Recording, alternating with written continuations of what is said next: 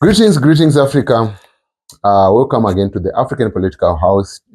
In my previous video, I talked about Ibrahim Traore, the president of Burkina Faso, and how he's doing mighty works. And unfortunately, some other African presidents are so reluctant to following his footsteps.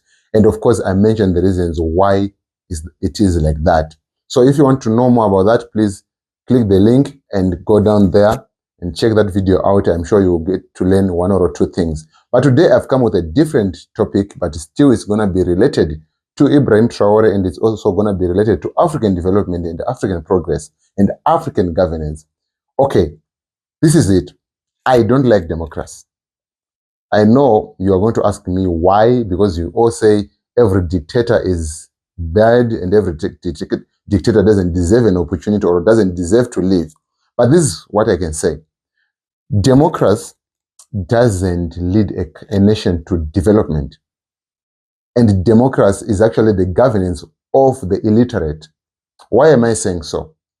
For example, right now, if you check very well, even someone who doesn't have any idea about politics, they are talking about this person is doing bad, he should go, his 5 years are enough, or his 10 years are enough. But they don't even check if the president is doing well, if the other projects that he is handling are really going well. But because in our mind, we are already colonized, we just think democracy is the only way of governance, which makes sense. So we find that you have a good president who is executing his duties very well with a nice cabinet and nice team, but then you're like, you know what, because 5 years are over, let them go. So because of that reason, and another thing, democracy delays execution of policies, delays execution of programs and implementation of policies. For example, if I come to you right now and I tell you, vote for me to be a president or to be an MP, honestly speaking, if I have a vision of doing something great, you cannot expect me to execute that project or execute that plan within 4 years or within 3 years. But now, because I know very well, after 4 years, I'm starting to campaign again, and I need to have something to hold on to as I campaign. So I'll just do some projects. I'll just scratch the surface so that you see that, okay, I'm working. But maybe sometimes even if I was to come to power, or if I was to execute something, let's say I came to power and I had a good idea, and within those 4 years, maybe that idea is still circulating in the institutions. It's not yet even approved. It's not even agreed upon. Then you find out there are some people who are coming up with what do you call it? This thing, these NGOs or public groups which advocates for people. Some of the people who are leading those things, in the name of democracy, we are the voice of the people. They are not even up for the people, but rather they are up for their bellies. And this is the reality about politics. What are you gaining? What are you eating from that? So sometimes you find some people who are making a lot of noise and you think they are advocating for you, but in other terms, they're just advancing their own agendas in as much as they are pocketing. But of course, they are using you because you are cheering them. You think they are your saviors. And they are disrupting development. So, the first reason why I don't like democracy is, one, is a governance of the illiterate. How many people go to vote with who are well knowledgeable about politics? A very few. Someone went ahead and did the hospitality there. They don't even understand anything about political principles. And they just come on and say, we're going to vote. So even if right now I tell you something, it will not make sense to you, because, which is the reason why right now presidents, when they're coming to power, they realize everyone wants to talk about politics, everyone wants to think they have a right and they can just put a vote there. They'll come and promise you lies, and after putting them in office, they don't bother about you, they don't even worry about you, because you were deceived, because you did not understand how politics functions. For you, you just wanted to hear sweet words. So if that someone comes and tell you within 2 years or within 90 days, I'm going to execute this and this and this, then you don't even have the mind to think like, how feasible is this? And that is the very same person who is going to elect a president. So tell me democracy is good. Of course, I will not agree with you. How many people are voting right now who doesn't have any idea? For example, let me give you an example. There was a time I used to think my former president was so terrible, until the first 2 semesters of my degree, that's when I realized, no, in as much as yes, he had his flaws, he was not as bad as I thought. There was a time I actually thought President Gaddafi was a problem to his country's development. Until I got to realize after doing some thorough research, I'm like, no way. This guy was actually a saint to his country. And look at how Libya is right now. And compare it to how it was during Gaddafi's time. But because of democracy, Libya is in anguish right now. Is in turmoil. There's a lot of restless activities, a lot of terrorism, a lot of things happening there. Underdevelopment, a lot of policies that he implemented, things like in Libya, you could get married today officially, and the next thing you are given a loan to start a family. You can be, if a program you want to do in the country is not there, you can be funded to go and do that program somewhere because you are coming back and develop in your own country because you are in love with your country. But what happened? In the name of democracy, the Westerners influenced some public groups in the country, and what they do, they convinced the people that this guy is bad, and the next thing, they killed him. And the people were cheering, people in the street. But today, those same people are the ones who are suffering. That's how bad it is when a country is run under democracy, especially with illiterate people. Number 2, I have already mentioned that there is a lot of delays when it comes to policy implementations. Because there is democracy, you as a president, you come up with an idea, it needs to pass through a lot of institutions. And remember, all those institutions, each and every leader of those institutions, they have their own interest. So if that policy is benefiting the majority, but it's disadvantaging that elite group, definitely that policy will not see the rise of the day. And it's not because that was not a good policy, but it's because it was affecting a minority.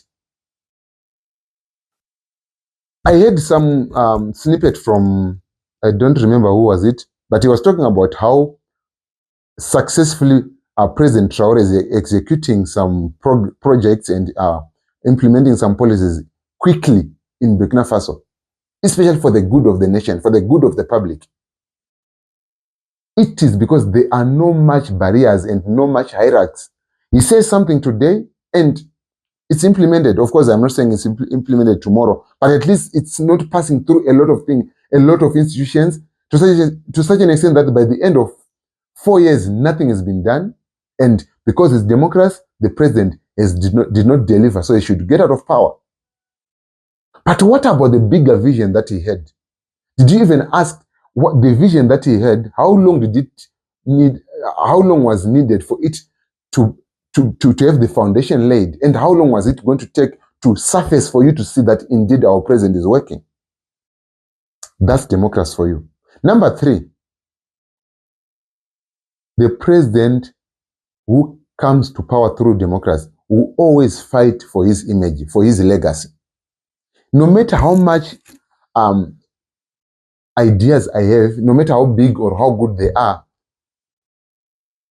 I don't want to be that president that after leaving power, either after 5 years or after 10 years, people don't have anything to praise me for. So if I realize, okay, these people, they want something quick, I'll just come, leave alone the long-term project, and just execute the short-term projects so that you see, no, he did this, even if it means for me to borrow from these bogus IMF and the World Bank. I'll just borrow, then I'm leaving the nation in debt. But people are going to say, okay, let's vote him for the second term because, he did something. But that something was not exactly that, which was what it was in my mind. I had to do that because that's what you wanted to see. But that was not the long-term goal I had in mind.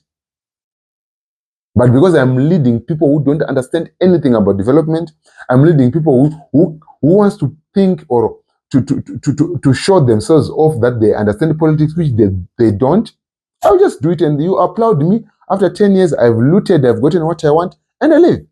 But a nation cannot be driven like that.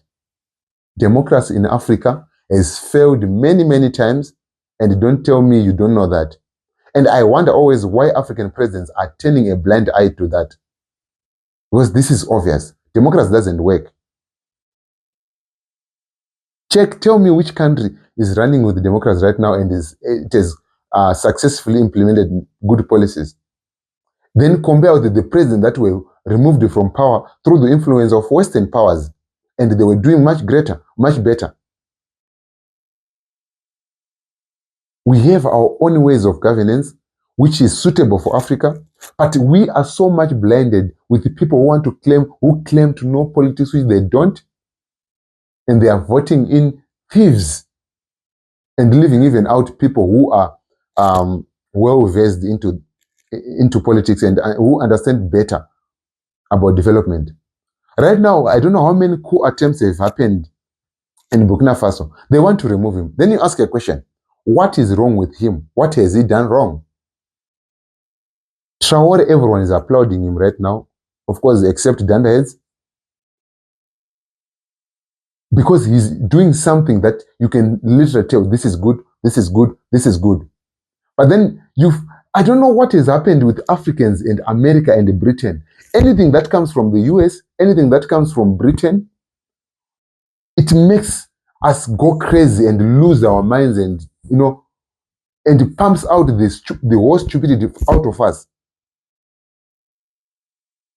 You find a whole African person, delegate, or rather a whole African official, is trying to conspire with a foreign power to take out President Traore. Why? Because of selfish interest. And if you don't know, if you don't understand what you're doing, you are going to stand with those people. And what are you doing? You are bringing Africa down. And this is why we are at the same place right now. And no matter what we want, no matter how much we want to surface on the global stage, we will never. Because what we are trying to implement is not originally from Africa. The governance system that we are trying to implement is not originally from Africa. And no matter how many times it has proven to be a failure, we still want it. Africans, we need to wake up. We need to hold our presidents accountable for this. And please, you need to wake up, especially when it comes to this thing of democracy. Even some journalists who comes and, the interest groups, they sound as if they have you at heart. But these people are funded, most of them. They are just doing it for their own belly. And this is the reality of politics, I repeat again. So before you jump there into the street and make noise and, be so overwhelmed and, mesmerized with voting and what election, I have a voice, I have to say something. Do you even understand what you're doing? They did that in Libya. What was the outcome? Hey, ask Zimbabweans. Let me leave that one alone. So right now we are watching. Let's see how Traore goes. But trust me, that's the exact type of governance we need in Africa. If you agree with me, say something in the comment section. And yes, you can suggest a topic that you also want us to tackle together as we get to understand our African politics, governance, and development. Until next time, I sign out.